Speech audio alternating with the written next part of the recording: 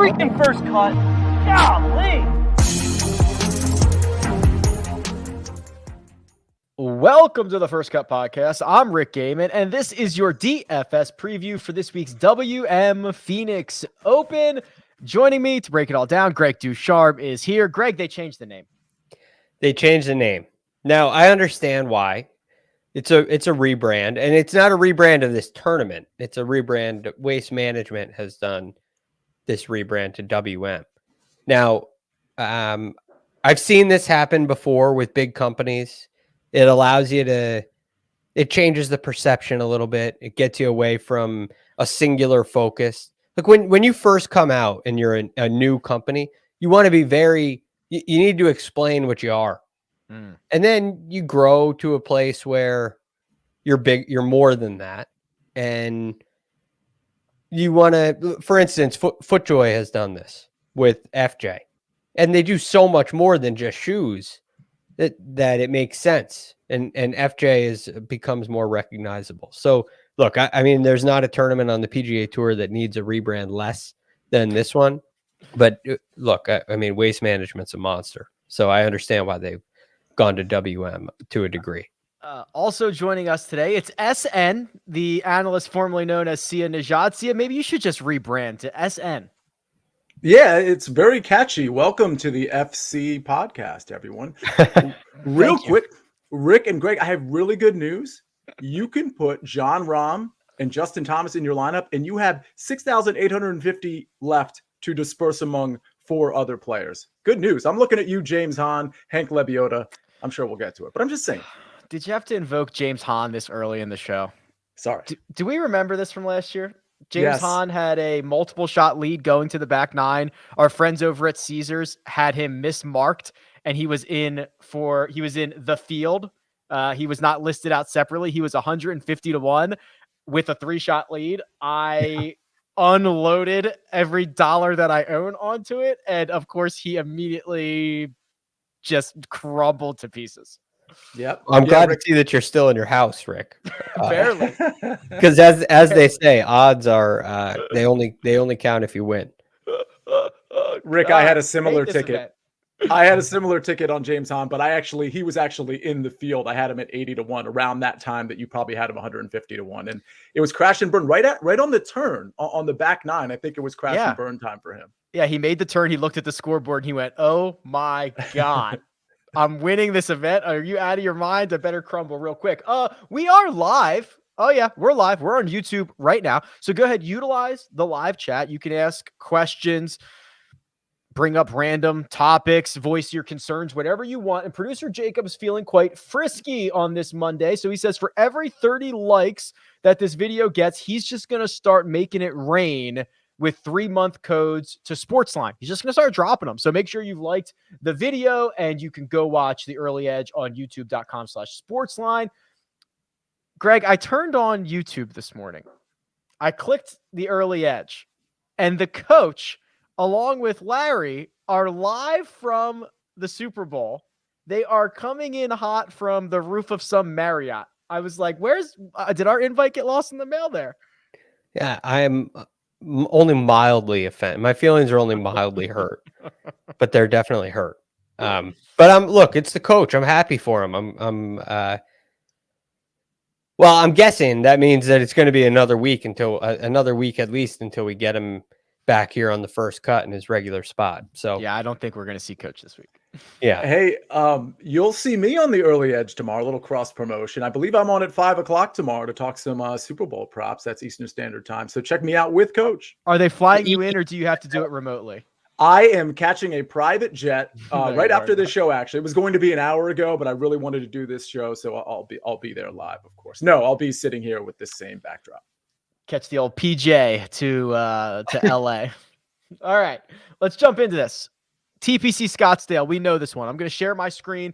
This is my website, RickRunGood.com. I'll provide the visuals for the show here. And Greg, it's par 71, only 3 par 5s. There's a lot of kind of risk reward and jockeying that happens kind of down the stretch of this event. You've got desert golf. How do you start assessing TPC Scottsdale, of course, that we see every single year on tour? It's a course that a lot of different kind of players can handle. But what I've seen is great iron players win here, which is, you think of a TPC course, they're designed for PGA Tour players. They're built for events like this. That's why you see the stadium course. There are a couple having, cathedral type settings. They're designed exactly for this. So it's no surprise that at most stadium courses, the most important aspect is iron play.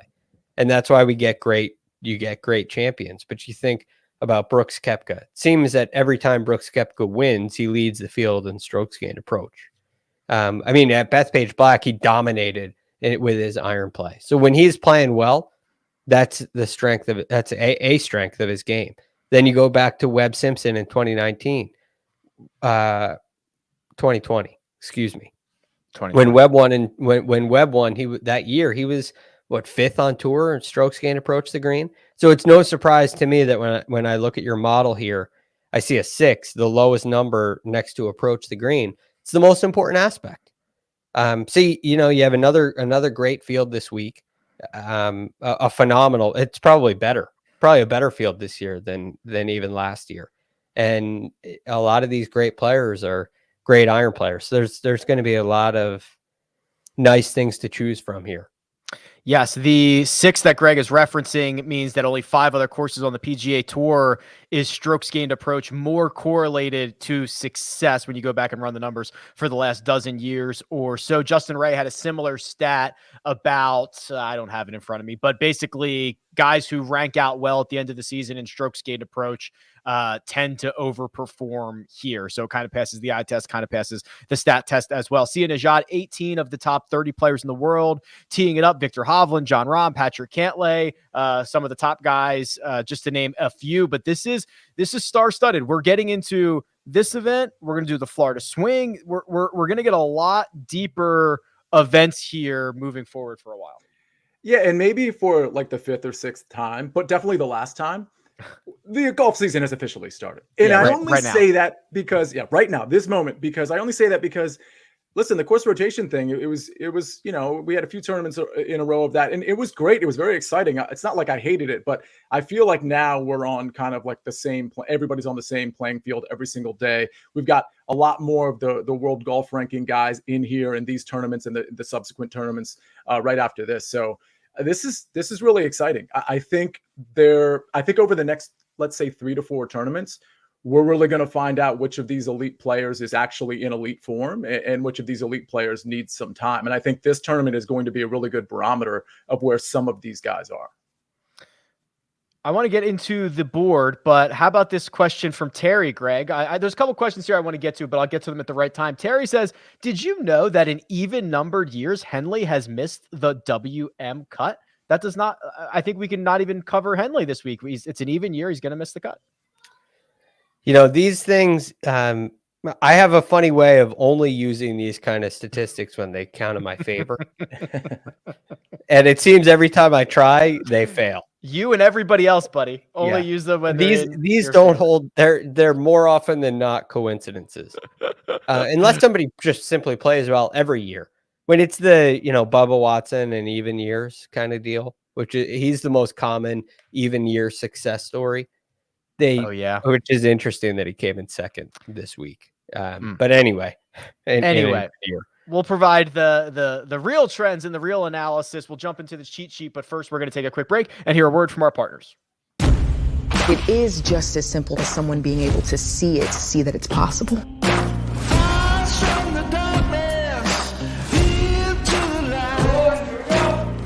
This is a story of hope. Okay, I see you, baby boss.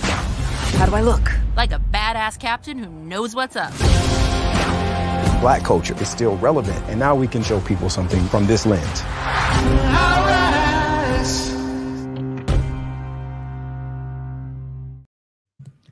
And we're back. Let's jump into the cheat sheet. 5 golfers over $10,000. $11,600 for Jon Rahm, $11,000 flat for Justin Thomas. Patrick Cantlay checks in at $10,700, Hideki Matsuyama at $10,400, and one Victor Hovland at $10,200. Sia Nejad, the big boys at the top of a big boy field. What are we doing?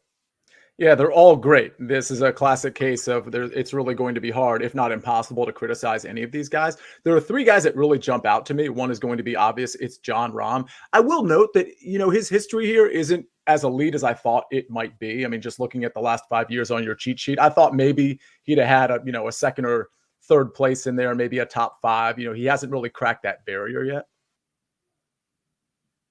Oh, Rick, you might be on mute. God. Every time I take a sip, I always forget to unmute Rookie. myself. Our 5 top 16 finishes not good enough for you, Sia? No, it's great. In fact, and I don't, listen, one thing I did want to mention here is course history, just like last week, I think it's going to be really important here. I'm just surprised. That's all. Rahm's been good for quite some time. I just thought he would have maybe at one of those 5, he would have cracked the top 5. But speaking of cracking the top 5, number 1 in ball striking last 36 rounds, number 1 in DraftKings points. So obviously, like, he's going to check all the boxes off the tee, particularly off the tee, approach a little bit too. He's lacking a little bit in the around the green game if you want to give him some sort of like demerit for something, but everything's really clicking. And honestly, I actually think he's going to win this tournament. I know that's not like a crazy statement, but I don't usually say something like that about the favorite. I think this is Jon Rahm's to lose. The last number 1 golfer in the world, reigning number 1 player to win on the PGA Tour was? It was You know it, Greg. Come on, buddy. Yes, I do. It was in 2020. Dustin Johnson at the Masters. Dustin Johnson at the Masters. Congratulations. Yeah, so Jon Rahm will look to add his name to that list. Okay, Greg, and I'll come back to you, see. We can get to the other guys that you were referencing here. But when you start to break down this $10,000 range, speaking of giving guys demerits, Greg, it's kind of hard. It's kind of hard to knock any of these guys. It is. Now, look, in a field like this, I think that $11,600 price tag on Jon Rahm is really high. And I could see that being demerit. It takes away a little bit of value, I would think.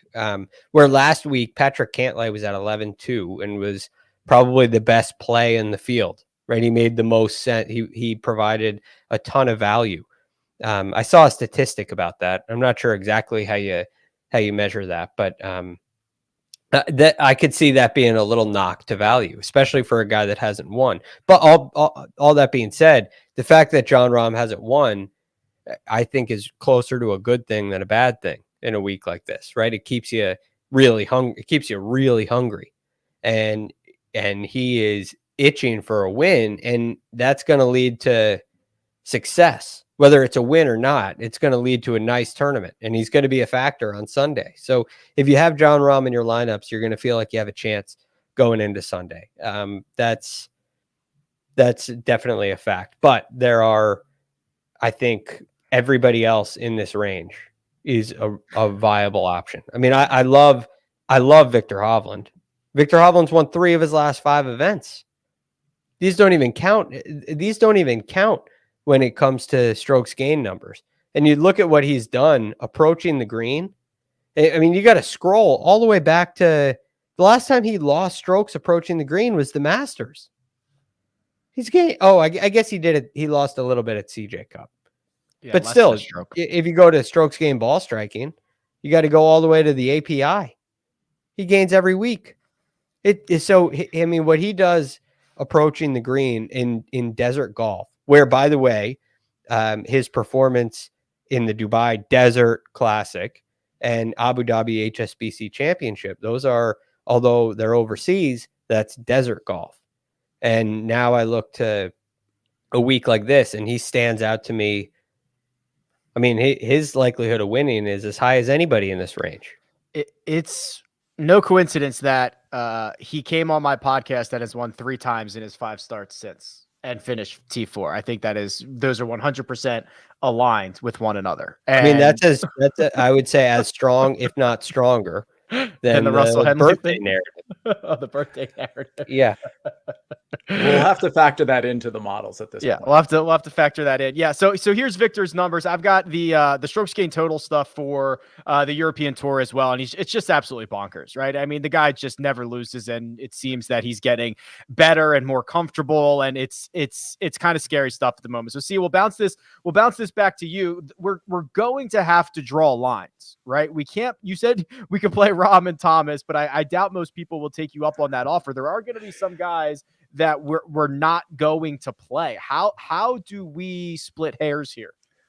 Well, one way is, and if Victor, if you're listening, please just turn the volume down or distract yourself for the next few seconds. Listen, Victor Hovland doesn't really have the requisite course experience that I'd want. I'm trying to kind of like knock people out here because there's not a lot of good reasons to knock them out. Miscut in 2020 doesn't really worry me. I mean, young golfer. But at the same time, he doesn't have a lot of experience here. So I kind of just X him out and I go to guys like Justin Thomas, who I think is a very good course fit. I think he is a guy that's actually ready to win. I think this is a course where the putter could come around and spike the correct direction. So it's, for me, it's Jon Rahm, it's Justin Thomas, but I feel like we have to talk about Hideki Matsuyama as well. Yeah. So just a quick stat on him. I went back, Rick, on your cheat sheet and some of the profiles. If you go back to February of last year, which was the WGC Workday, February 28th, he's played 24 tournaments. 23 of them have had strokes gain data. He's gained ball striking in 21 out of those 23 tournaments, most of them extremely significant. Oh, and by the way, the one tournament that didn't have strokes gain data that we can't lean on that ball striking percentage, he won. It was the Zozo. Yes, Greg. And he won it. So rest assured, it was 22 out of whatever 25 that he actually, or 22 out of 24 that he's actually gained ball striking over the last 12 months. It's crazy. Yeah, this looks a lot like Justin Thomas is in kind of a similar stretch of golf where he has, we're coming up on the 1 year anniversary of the last time that he lost strokes on approach, which was Riviera last year. So he's kind of also in a very similar, or maybe those strokes gained total that he lost. Yeah. Strokes gained total that he lost, but basically has been piling up with the ball striking categories as well. Okay. Well, it is true that Victor has only played this event one time. He's missed the cut in 2020. Greg, how are you starting to kind of split hairs here? This is a classic example where I leave this range out when I'm building a lineup until last. I try to leave room. I see who I like in the 9K range. I'm not starting my lineup in the. I'm not avoiding the 10K plus range. I'm trying to find everybody else first and see what I'm left with in that 10K plus range. And that will help me. So build the best team I can first and then see what I'm left with, because I can't find a reason to avoid anybody here. Maybe Patrick Cantlay is a guy I could rule out, which is crazy. Right? I mean, I even tried to do that. I guess he didn't hit the ball great last weekend. Maybe that's why I'd rule him out. But he could win. So all of these guys, it's so hard for me to make decisions in this range without going to price. So I'm going to build everybody else and I'm going to find who I have room for and I'm going to play them. And the other thing I thought about doing is, well, what if we just played 5 lineups or 6 lineups and just had one with each guy, have a lineup with each guy at the top? And that's typically not the strategy, but they're all that good. Every single one of those players could start your lineup and I wouldn't have any problem with it. All right, well, let's see what the next tier of golfers looks like. Let's jump on down to the $9,000 range. Jordan Spieth, fresh off his runner-up finish at Pebble Beach, is $9,900. Xander Schauffele is $9,700. Our defending champion, Brooks Koepka, $94, with Sam Burns at $93. And Daniel Berger, we'll talk about him, $9,200. The rest of this range is Scotty Scheffler at $91 and Bubba Watson at $9,000. Sia, there's a lot here. I think there's some guys that are trending in different directions. There's some question marks. What do we do with this $9,000 range? Yeah, you said it. There's definitely some question marks. I mean, Daniel Berger is one that really jumps out at me from a question mark standpoint, because I think he's a good price and a good course fit, but I just don't exactly know where his back is. I think if you're making 5 lineups like Greg suggested, I think it might be a good idea to maybe include Daniel Berger in one and just assume that if he's actually teeing it up, that he's going to be able to go the 4 rounds. Yeah. Are we going to get, we're probably not going to get, hopefully a reporter asked Daniel Berger this week, especially after the Wednesday night withdrawal from last week, but we might not know. If you're willing to play Berger, I think it comes with a lot of risk reward, because see, if he's like 90% or he's healthy, he's piled up top 10s here. He's been one of the better players on tour in the last 6 months or so. Would you be willing to take on the risk not knowing what you're getting if we don't hear anything else about Daniel Berger for the rest of the week? Probably, because what it'll mean if we don't hear anything else, it means he's actually going to play. And you got to calculate that risk with the potential reward. And that reward is not many people are going to play him. So you know that if he does last the 4 days and he does top 5 or something like that, or something near that, that he's really going to pay off and you're going to pass the field. The one thing I'll say about the injury is, obviously I don't know what's going on with his back, but he did 2 Sundays ago. He was grabbing at his back early in the round and he just played right through it. So my take on that is that he wanted to rest the back last week. But if he actually goes out on Thursday, my take is he trusts his back enough to go through the 4 rounds. And that even if it's feeling sore or something that would actually cause him to like grab his back like he did a couple Sundays ago, that he would probably just play through it and play well, by the way, because on that Sunday, he played really well. Last 50 rounds for everybody in this field. Daniel Berger's the 6th best player in terms of strokes gained total. So somebody you certainly want to keep an eye on if you were comfortable taking on that risk. Greg, when you start breaking down this $9,000 range, I've got a lot of options. I've got a defending champion. I've got Jordan Spieth Magic. Like, where would you start plugging these guys in from? I think I'll talk about Jordan first. Okay. And then I'll mention there's a player I got big questions about, and I can't wait to get your thoughts.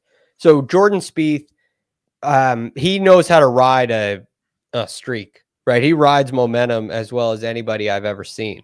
And this roller coaster to me is different. There are some guys, they have a week like Jordan did last week where you seemingly lose a tournament with 1 5-foot putt, and that's your peak, and the next week is a downturn. But Jordan doesn't do that. Jordan keeps it going. He stays hot when he gets hot for a while. And so considering what he did last year at this venue, what he did last year at AT&T Pebble Beach Pro-Am, although the order was reversed, right, I have to think this is going to be a great week for him. I love what he's doing with the golf swing. He found something with his irons. He made an adjustment in his swing. We talked about it last night a little bit that I think can really hold. And I think his confidence is beaming. So I love what he's doing with his ball flight too. The curve is a lot less. It's reduced a lot. And there are a couple shots on that back 9, 15 and 17 stand out to me where he hit it in the water last year, where he's going to have a different shot to play. At this tournament last year, everything he was trying to do was avoid a big miss to the right. So he was playing swooping draws and it worked, but he's since tightened that down. And he's playing much straighter shots, and he's playing a lot of fades as well. So I think he has a reliable cut shot he can hit. He's got a tight draw he can hit, and I love Jordan. The player that I'm most interested in, and this is not because it's an even year, though maybe there is something here, but Bubba Watson. Right? But if you look at what Bubba Watson has done at the Phoenix Open, the record is one thing, but what would you say? I'm not sure how to phrase that best. I guess putting is Bubba's weakness, but another weakness of his has been approach play. And look at what he's done approaching the green here. I mean, he's gained every start but one, going back to 2008. Every single year he gains approaching the green. So I am wondering, the big question about Bubba is a trip from Saudi Arabia and an emotional defeat in Saudi Arabia. Does that wear you out? Are you tired? But look at this. Now you get rid of just the Phoenix filter and you have all this. There's a lot of red in that approach the green column. You go to just Phoenix and it's all green in that column. And that difference stands out to me. Is that a fits his eye better, fits his shot shape better, or is this just like, hey, he's defying the odds by gaining strokes on approach this often at one event? It's hard to answer. I would say there's definitely something that fits your eye. This is clear. It's clear that something fits your eye. This to me is almost like Corey Connors at the Sony Open on the greens. You just get it. Like all these players know how to hit a wedge shot. They all know how to hit an iron shot. It's not like, they a 20 handicap who always slices his driver. It doesn't matter if it fits your eye. It fits your eye here. And he has an understanding of it. So I'm very curious about Bubba. I'm mildly concerned with the travel and the way last week ended for him. I mean, it's an emotional defeat. He came in second. But you think about that. A guy coming in on really good form who clearly just played well at another desert course, comes to one of his, this is a Bubba course. This is no question a Bubba course, even though he hasn't won here. He's been close a lot. He's done everything but win here. Right. Is what? How do you like? Look at that! I added the Asian Tour results in there. You guys like? There that? you go. That was hard to do. Come on. Yeah, I like it, Rick. All right, you're going places. You're almost ready for rrg.com. I'll get there one day. See ya. Okay, I've got questions about Brooks. I've got questions about Xander. I've got questions about. I guess those are my biggest question marks, and then I think Scheffler is probably playing better than I would have imagined. Any of those you want to tackle? Okay, first of all, I also like Bubba Watson quite a bit. And I do think this is a course that clearly fits his eye based on just the ball striking metrics that we're seeing with him. If he has a cool putter, I think it's fine because of how well he strikes the ball here. So those three are interesting. I think of the three you just mentioned, I like Scotty Scheffler the best. He had a 7th place finish last year, and he did it the right way. And what I mean by that is he didn't gain 9 strokes off the tee and 2 strokes putting, and he was not gaining anything approach around the green. He basically gained across the board last year. And I do think he's a good course fit as well. So, okay. And so we're looking at it now. So he lost around the green, but obviously the ball striking was pretty elite there for that T7. So I think, in terms of scoring, in terms of like DraftKings points and scoring and piling up the birdies, I do think Scotty Scheffler is fit to pay off his price tag. So in this range, actually, this 9K range, I actually like Scotty Scheffler and Watson the best. I like Watson the best over Scotty. Yeah, Scotty Scheffler has actually gained fantasy points to the field in over 75% of his career starts. That's a pretty massive number when you start getting to 3/4. So you're right, see, even if it's not necessarily, we're getting to the point where us as news analysts are being like, oh, Scotty needs to win. But if Scotty's in your fantasy lineup, he doesn't need to win, and he often outperforms his finishing position. And that's the whole thing, is he doesn't need to win, especially when you're at 9,100. You just need to pile up the DK points and just we'll see what happens from there. As far as Brooks and Xander, I do appreciate the course history for both. I think they're both fine plays. I don't think I'm going to get there just because my builds are probably going to start in that elite range, that 10K and above range, and then I'll go down to either Watson or Scheffler. I think I'm passing right over those two guys. And for the record, the way Xander has done it the last couple of years, it hasn't been like the formula that I'd want to see personally. Like, he's not crushing it on approach the last 2 years here. He's gaining a lot off the tee, which is great, but the irons haven't really been dialed in. So it's a maybe a bad reason, but it's a reason for me to pivot off of them. Why is Brooks so hard to fade, Greg? Like not hard, but scary, right? If I was looking at this stat profile of basically anybody who's in the $9,000 range, who's lost strokes to the field in 6 of 7, who has lost strokes on approach in 6 of 8, who's lost strokes off the tee in 3 straight, who's no longer putting as well, I'd be like, this guy's a jabroni. No problem just moving away from this guy. But when I look at the name, it's hard. It's hard to just not be scared of Brooks crushing. Yeah. And look, the reason is he wins. He's won here twice. Is this a major for him? I don't know, but you take a guy with the win equity that's as high as his, and it's hard to pass on. It's scary to pass on because you don't want to end the week saying, I should have played Brooks. I knew this was a Brooks week. But unfortunately, you're looking at a win or a tied 40th place or a missed cut.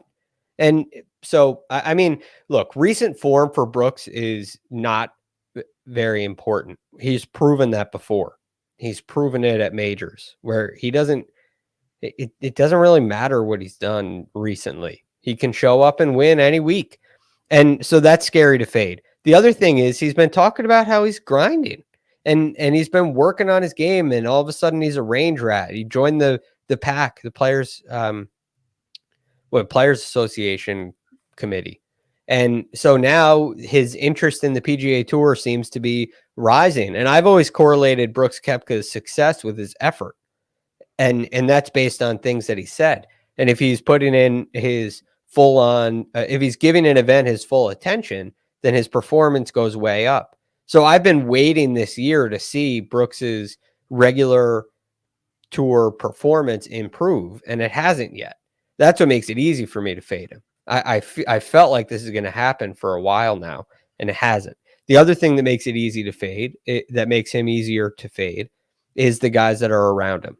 So I have no problem. I mean, to pass on Jordan Spieth to play Brooks Koepka, to pass on Sam Burns, who we haven't even talked about, to play Brooks Koepka, or Bubba Watson or Scotty Scheffler to play Brooks Koepka. I mean, the one guy I would choose him over is probably Daniel Berger, because I worry about injury, especially backs and wrists. That bothers me. It keeps me away. I think he's the only guy I'd rather have Brooks on my team than.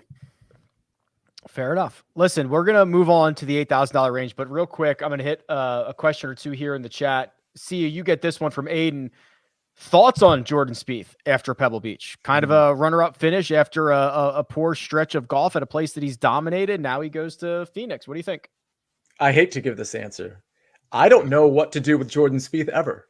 After last week, listen, I know he had amazing course history, but coming off what he was coming off of in terms of the metrics, the fact that he probably should have won, I mean, it was just a couple of errors down the stretch. The fact that he should have won is really, honestly, kind of a shock to me, given what we saw prior to that. Listen, I don't think I'm going to play him this week. I think he's okay if you want to play him. I just think there's better course fits at cheaper prices than Jordan Spieth.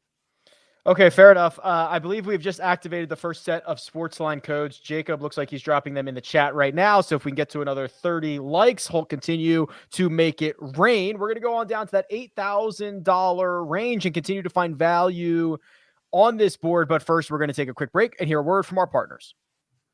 And we're back. Kind of a small $8,000 range here. Tony Finau, Louis Oosthuizen, Matt Fitzpatrick, Webb Simpson. They're at the top. The middle is Adam Scott, Seamus Power. And then the bottom is Corey Connors, Russell Henley. We've already chalked him up for a missed cut in 2022. Tom Hoagie and Harris English. So Greg, starting to get into a bigger range, starting to get guys we haven't seen in a while. Louis Oosthuizen, Adam Scott, some guys we see every week. This is now that time of the calendar where, the guys who haven't played are returning. The guys who have been playing are still around, and we have to assess them on an even playing field. So I'll start. Louis is a guy we haven't seen anywhere. So he gives me a little bit of pause, which is too bad because I love Louis. But Adam Scott stands out to me as my favorite play in this range. And the reason for that is we haven't seen him on the PGA Tour since the RSM, but we have seen him playing desert golf. And he's got a T10 and a T9. And I know that's on the DP World Tour. I know it's different than the PGA Tour. But I love what he's done even on the PGA Tour approaching the green. His iron play has still been really quite good. And his driving has been quite good. And the putting last year was the strength of his game. So I think Adam Scott's a player that's rounding into form. And although his course history is, I think, none, I think this could be a great setup for him. And I like the rhythm that he's in. I like the course. I like the fit. And I think this could be a really good play. The other guy I like always misses the cut in even years here. And it's Henley. And there's a lot to love about Russell Henley. His iron play is his strength, again, which I think is the most important aspect this week. And he's been putting really well, too. Gained 3 out of the last 4. Granted, he lost at the American Express on the greens, but that was only measuring 2 courses. How about this So giant purple? Good week from Henley. How about this giant purple bar where he's by far Henley's best surface is Bermuda, which is what they're going to get this week. So yeah, Russ Henley. Let's do it, baby. Let's fire it up. Sorry, he's not going to miss the cut this time around. If he does, the trends always have a way of breaking when I use them in my favor. Playing Bubba Watson at the Masters this year. If I do it, it won't work. If I don't do it, it'll work, and there'll be a pattern. There's nothing to the patterns. There's nothing to patterns like that. I mean, that's just looking at something on paper saying, "Nope, well, he missed the cut last year, made the cut this year, missed the cut last year, made the cut this year, so he's got to miss the cut this year." That's not how it works. I am probably a bit more bullish on Louis Oosthuizen. We have not, so he withdrew at the RSM Classic. That's the last time we've seen him anywhere. But if you zoom out on Louis, last 50 rounds, that's a pretty significant stretch of golf. He's the 4th best player in this field behind Rahm, Cantlay, Seamus Power. That's raw strokes gain numbers. So obviously Seamus Power getting a big boost from some of the weaker field events that he's been playing. But Sia, when you look at this $8,000 range, we've got last week's winner, Tom Hoagie. We've got, oh boy, Tony Finau's here. I mean, there's kind of a little bit of everything. This is an interesting range. It's not a range I'm super in love with, much like the 8K range last week that featured, by the way, Tom Hoagie, who I spent 2 minutes talking about, then also mispronouncing his name. So it's one of those things where I have like one or two guys to pick out here, but I'm not like super excited about any of them. As far as Louis and him not playing, like I fear that too, but right below him is Matt Fitzpatrick, and he kind of disproved the theory that like if you haven't played in a while, you might be rusty. I mean, obviously, some people actually might be rusty, but it's just something to note with Matt Fitzpatrick, like literally right next to Louis. Played well last week. Played well with that 6th place finish at Pebble. You know, what's interesting about Louis, though, if you look at how he did it last year, you know, a T11, I don't even know how this is possible, but he didn't gain ball striking. He was a negative in ball striking, yeah, well, which I just find super strange. I think that was the stretch of golf where he ascended. I don't know what he finished at, but I'm pretty sure he was the #1 putter on tour last season. I don't know if he finished the year that way, but there was a time of the year where he was. So yeah, I mean, he gained 4.2 strokes on the putting surface and another 3 around the greens. He just short gamed it to death. Yeah. Yeah, so that, I mean, again, that's just one tournament of sample size, but that does give me a little bit of pause. I'm not too worried about it. I think there's value at 8,800. The only other guy I want to mention in this range is Corey Connors at 8,300. I think the fact that he's coming off 2 missed cuts will probably have people, or at least some people, pivoting away from him and let's say on to Russell Henley, for example, or maybe up to Adam Scott or Webb Simpson. So I think he might kind of like, he's not going to have super low ownership, but I think he's going to have lower ownership than people expect. And if you look at his 2 missed cuts, I mean, it's bad that you missed the cut twice, but his ball striking has been elite even through those 2 missed cuts. It was like we see here on YouTube, the Farmers, he just got crushed with the putter, but we know that can spike in his favor. But I'm just interested in the ball striking when it comes to Connors, and he's been good in that department. Yeah, that's 1 round. The 4.5 strokes he lost putting is 1 measured round at the South Course before missing the cut. The last time he's missed back-to-back cuts, U.S. Open of 2020 and Punta Cana the week after, back-to-back missed cuts for Corey Connors. I wanted to see what his ownership was last week. Do I have that somewhere? Did I move that? I used to have that on this tool. 15%, and then I think he was lower than that for the miscut last week. So, okay. So let me pull out a couple of names here. Webb Simpson, Greg. Webb Simpson's won this event. Webb Simpson's finished runner-up in this event.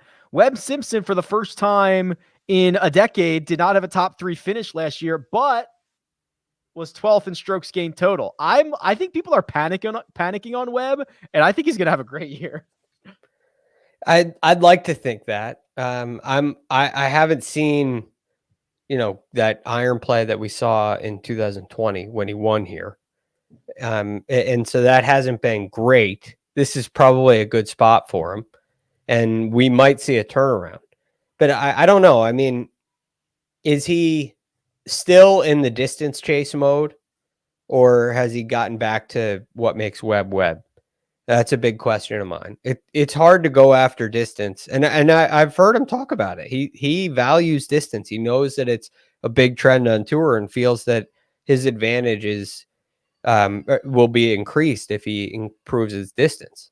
But if it comes at the cost of his iron play, then it's a worry for me, which he said it has. So I still don't know if Webb has gotten back to what he wants to do with his iron play, or if he's still going after the distance. And I'll tell you, it's really hard to stay away from distance because you are at a disadvantage without it.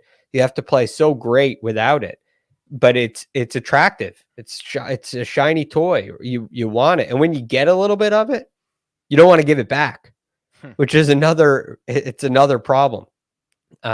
It's really hard to just work on your distance and then let your iron play catch up, especially if you're working on, hitting up on the ball and all that stuff. So I have my worries. I have my reservations with Webb, and I haven't seen enough to really feel like he's headed back in the right direction, unfortunately. This is kind of like the Jordan Spieth litmus test from last week. This is kind of like one of Webb's litmus tests, right? Like, yeah, very fair. if he goes out and misses the cut and plays poorly here, I'd be like, oh, I'm a little bit worried about that. Yeah, but now with Sony and that, it's yeah. So we'll see.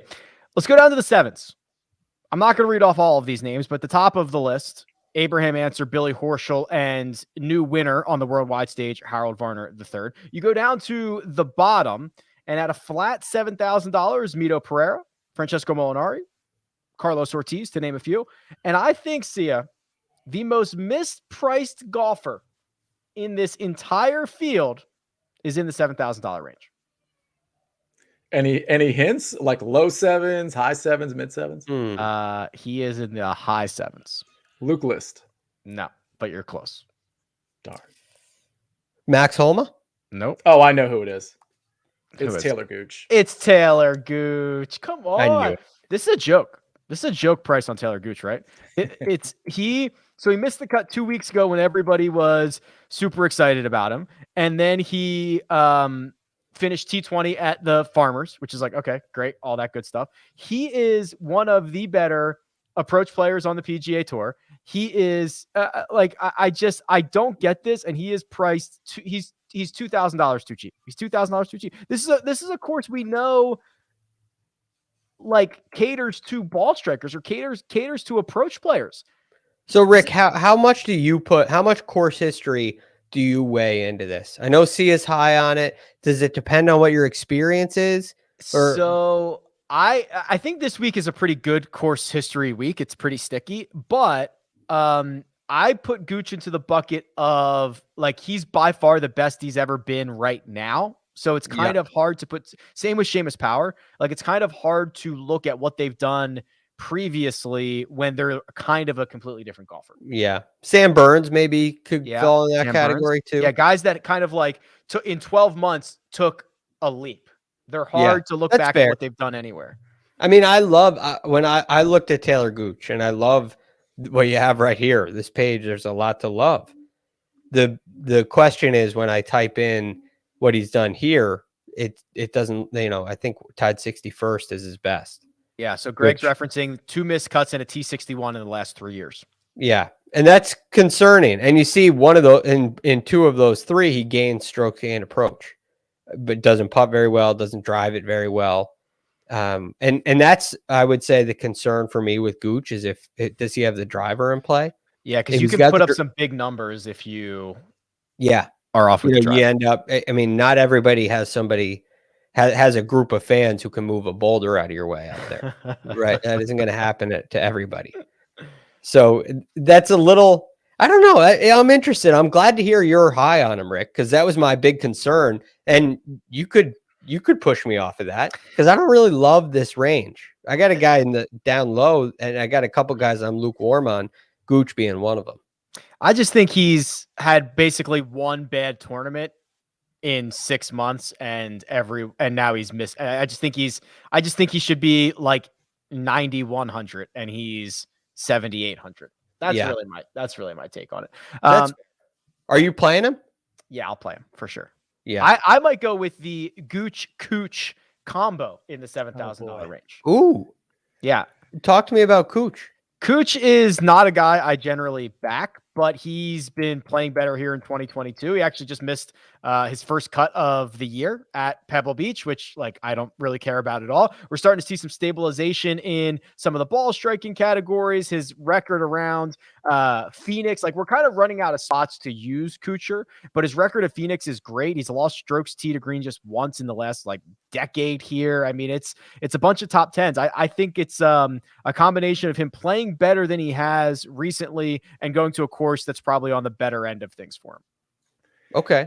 My question for Kuchar. So here's the thing. I had Kuchar last week, so I'm a little biased probably because of how poorly he performed. But the problem with Kuchar, I wonder, is what's the upside there? Because when you're looking at the other guys in the 7K range, like a Taylor Gooch, like a Luke List, or even That's fair. a Keith Mitchell, I just wonder, Aaron Wise, I just wonder how high he can ascend versus some of those guys in terms of their peak performance. That's a fair criticism, especially compared to the guys around him this week, because it's a deeper field. And what's funny is the only reason I thought of that is because when Kuchar missed the cut, I was pretty disappointed in myself. And the reason is because he was the last one in my lineup. I did like him, but I also like Joel Dahmen. And in my head, I was like, Kuchar's safer, but I feel like Joel Dahmen has the upside. And clearly I was right about that, but I didn't put him in my lineup. So that got me really thinking, especially in the 7K range. Like if Taylor Gooch, I think is a really good example, because I agree that with Greg's what Greg was sort of recapping with my approach, course history is really important to me. But a guy like Taylor Gooch, I'm willing to make, at least in some of my lineups, an exception because of what his upside likely is. Whereas with other guys, if they don't have good course history, and I don't think they have top 5, top 6 upside, I'm just not interested. And I feel like Kuchar might fall into that zone. I got another guy with great upside. Yeah. If you're ready to move on from Kuchar. I'm definitely ready to move on from Matt Kuchar. I'm not sure what to do with it. He's in a very similar category to me as Taylor Gooch. Okay. Very similar upside, I would say. And it's Homa. I'm very interested in Homa. I'm not in love with it. I'm lukewarm on it, but I feel like he's worth the chance. And Sia's kind of got me on the upside, talking upside here. His upside's as high as anybody. And you look at what he's done lately, the ball striking has slipped slightly, but you see some minor losses there and approaching the green. Before that, you saw a streak of really, really great iron play. And then if you go to what he's done in Phoenix before, he's played 3 times. He's got a T26, a T6, and a T42.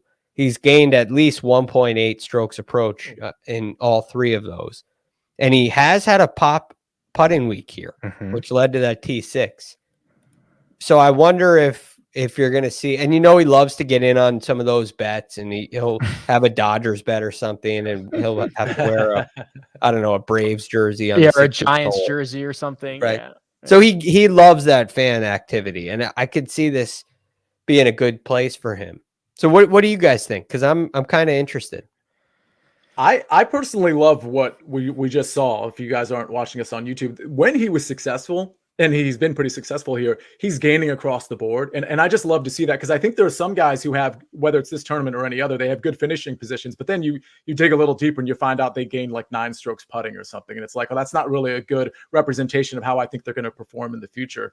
It would be such a good time to take Max Homa, because he has the upside, like you're saying, and nobody's really going to be paying attention to him because he has such downside. But again, in tournaments, that's probably where you want to go. Yeah, it's kind of a tricky little $7,000 range, because you can get high upside, you can get high floor, you can kind of do anything. See, is there anybody else, or maybe a couple guys? I think you had said Aaron Wise earlier. You're certainly not going to get an argument. Yes, I'd love to talk Aaron Wise if we could. Yeah, let's do the Aaron Wise conversation. Yeah, he's definitely one of the guys I like. I mean, he's a scorer, first of all. The last 36 rounds, he hasn't been amazing or anything, but he's top 10 in DraftKings points, which I think is telling us something. And he's obviously trending in the right direction. I think he kind of has a lower floor than most people think, in spite of these finishing positions that are actually really impressive. But in this field, he's certainly not a lock to make the cut, but at the same time, he's probably a little mispriced. His history isn't great here, but it's not like deplorable, like he miscut, made cut. He just hasn't like really done well. But again, he's in a different position now. He's playing a little bit better now. He lost 10 strokes putting here last year. But I think that's the whole point here. Right? I mean, he lost 10 strokes. So is this almost the opposite of what we were just talking about with I don't know. I lost my train of thought here, where I was going with this. But look at what I guess this is kind of the Taylor Gooch conversation, right? He's a different player now than he was in his previous experiences here. And so I look at what Aaron Wise has done here, where one year he lost 10 strokes putting in 4 rounds. But if you look at what he's done lately on the greens, that's been a big improvement, really, in through the entire fall. That event was probably a catalyst, Craig, for the change going back to the broomstick, and he is now a much, much, much better putter. So that's like he hit rock bottom there, and now you get a chance at revenge. And he went to the broomstick, as you mentioned, figured something out, and now he's seeing results. So you can rule that out, in my opinion. And I love what he's done approaching the green. I think he's a viable option at a great price. Yeah. No arguments for me there. It's rare when you can point to like a switch in the putter or a switch in somebody's form or game and then actually see the results. That's super compelling. Let me just point out a couple other guys I like in the 7K range. I already mentioned Luke List just really quickly. Obviously an amazing ball striker. There have been putters here that are bad putters that have won. Kyle Stanley to name one. So, I mean, Luke List has obviously won recently, but I'm just saying, like, you don't need to be an elite putter here. His history is clearly good with 3 out of the last 4 tournaments, top 30s in all 3 of those. Probably a better player now than he was then, of course. 2 other guys I'll just mention real quick. Brandon Grace, his history here is great. And he's another guy. He didn't play last year, but he played in 2020 and 2019. He's another guy that like did it the right way, in my opinion, where he gained across all 4 categories. In 2020 and 2019, he gained over 6 strokes ball striking in both, and then also gained around the green and with the putter. And the last guy is TPC Lee, otherwise known as KH Lee. He was second last year. He was pretty good. Like again, Lee. Yeah, it was just real fluid. I've been practicing. So you look at the metrics last year, and they were pretty good. It wasn't just like this, crazy second place where he just gained in one area. So at 7,300, knowing that this is a TPC course, knowing that KH Lee has been making cuts and was second here last year, I think he's an interesting choice as well. Does he dominate TPCs or something? He's been known to be popular on TPC courses. We're going to debunk this right now. Let's do it. So I'm just going to select every TPC. I'll include the old way TPC in there as well. So I'll do every TPC golfers in this field dating back to 2018. Now we got to kind of put this into perspective because KH Lee is what's his price? 70, he's in the 7s, 7,300. Right? 7,300. Here we go. So he's gaining about a half a stroke per round on TPC courses, a little bit less than that. It's probably higher than his, I'll tell you what, outside of this stretch here. So if you just go back to really the start of 2021, it's been amazing, pretty good. Watch this. Okay, hold on a second. We're just gonna keep diving here. Yeah. He basically doubles. He gets twice as good if you just go back to the start of 2021, the 30, I guess that's like 12 starts or so, or 8 starts or so, whatever that is. Wow. Okay. All right. It holds. A nickname is born. It holds. TPC Lee. It doesn't. I'm gonna have to get better at it rolling off the tongue. But okay, I like it. See ya. Awesome. All right, let's go down to the $6,000 range and find some value here. Adam Hadwin, Brendan Todd, Chris Kirk, Hudson Swafford, Lucas Glover at the top, and the min-priced golfers for this week. My favorite part of the week. Sung Yul No, who has made 3 consecutive cuts, by the way. Sung Kang, Kelly Craft, who was lingering at times last week. Mm-hmm. Craig Hocknell. I don't know who that is. Sorry, Craig. Hope you're not listening. William McGirt. Interesting. Okay. Greg, what do you got in the $6,000 range for me? I'm mildly interested in a player like Martin Laird, who has had some success here. He's been a little bit of a desert fox himself. I am a little bit interested in a Michael Thompson, although this has not been a great venue for him. I am staying away. I'm done with Brandt Snedeker. I'm done. We are done. I think Adam Long is compelling.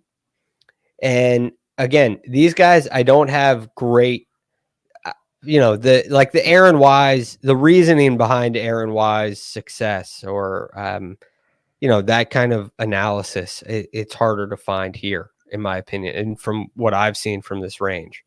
But, there are a couple of guys that stand out to me, and that would be where I go. It would be Adam Long. It would be Michael Thompson. I guess Matthew Neesmith is another interesting play. He's had 1 start here, right? A T7. He had a good week going last week. He missed the cut by 1. I'd say Neesmith. I actually like Neesmith more than Michael Thompson. Okay, I have pulled out 2 guys out of this range, although I can only remember one of them.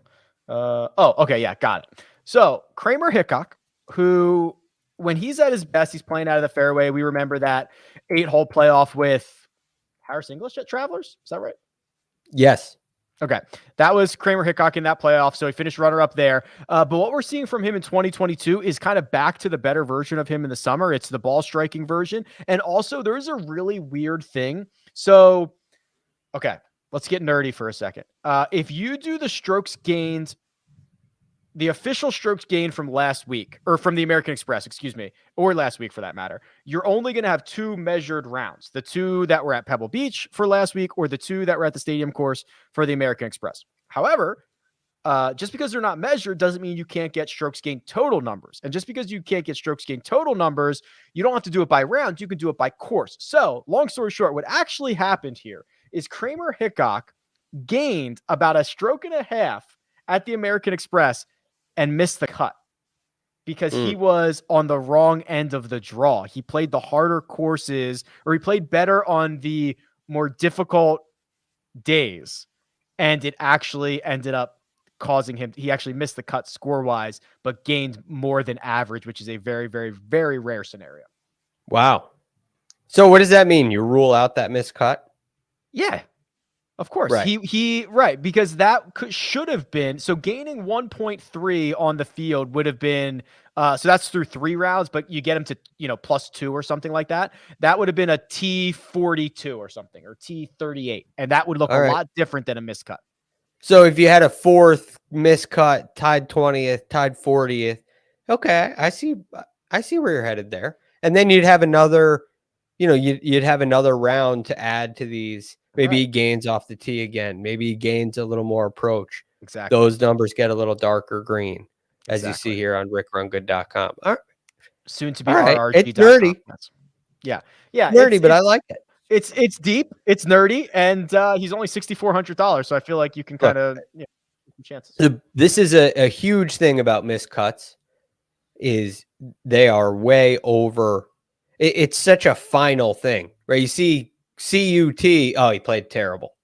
Yep. But I mean, Matthew Neesmith's a perfect example of it. He played a great week and it just wasn't quite enough. And you missed the cut by 1. It doesn't mean you're in bad form. Just being, you're a couple missed putts away. You see what kind of difference Jordan Spieth missing a 5-footer at 17 makes in the outcome of the tournament. Yep. The swing that led to was enormous. And those moments happen throughout the tournament for different players, and it can lead to a miscut without bad play. So I totally see your point there, Rick. Yeah. All miscuts are not created equal. So keep that in mind. Sia, you started this show. The first thing you said was something to the effect of, boys, if you want to play Jon Rahm and Justin Thomas, you can do it. And it's going to leave you with $6,800 per golfer the rest of the way. Well, time to put your money where your mouth is. What are we doing? Well, if you really want, by the way, the best min price golfer at 6K is probably Brandon Hagee. I'm just going to throw that out there. Great off the tee. He has made a cut here before. I'm not playing him. I'm just saying if you're going down to that range, I think Brandon Hagee makes some sense.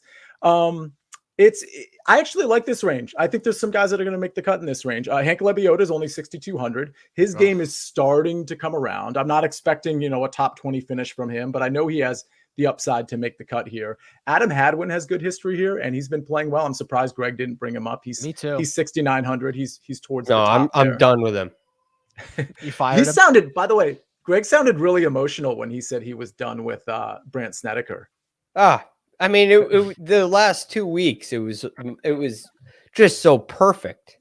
And honestly, it was a great pick. And he just lets me down. Great's a big word, Greg. Okay, so I mean, a couple other names. Nate you were going to say he didn't let you down that much. Nate Lashley's another guy that's had pretty good experience here. He's been hitting the ball well here the last 2 years. I think that's a pretty good discounted price. Emiliano Grillo, 6,700. He has some decent experience here as well. One other guy I wanted to bring up, and he's right above Grillo. Do we know what's going? And by the way, I think Sahith Theegala is interesting too, even coming off that missed cut. Charlie Hoffman, what's going on? Sahith's was an MDF, wasn't it? Yes. Or am I okay? Yeah. No, it's an MDF.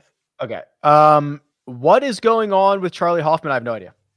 because he's 6,700. So it's kind of like the Berger conversation where he is a great ball striker. At least he was at the middle of last year. If he is healthy, I mean, I'm not saying I really want to play him, but he certainly has the upside, not just to clear the cut, but to top 30 in this thing. Back injury, is that what he cited? I mean, we're not going to get any information. It's going to be, it's going to be very similar to Berger. He had gained 2 strokes. One round? Did he play 1 round or 2 rounds last week? I thought it was 1 round last week. I think it was one round as well. I think it was 1 round as well. I don't know, man. If he's healthy, you'd think he's mispriced. It's extremely risky because that's the. I mean, if we have a real number at Pebble, it tied 19th or something. He's priced way higher. Yeah. I just think it's something to monitor. If for some reason we hear from his mouth that he's totally fine and last week was precautionary, which doesn't sound like it was now that I think about it. I think at 6,700, he'd be a pretty good play. I have one question from each of you from the chat. And I'm vamping until I can find the one that I'm looking for. Okay, this one's for you, Sia. Mm-hmm. Gonna take it. This is from Brian. Gonna take a stab at the $200 single entry.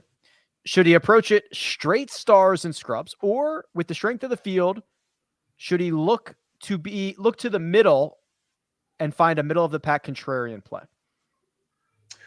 Well, I don't know that you need to find a quote middle of the pack contrarian play. I built a couple of lineups and I took Jon Rahm and then I took somebody in the low.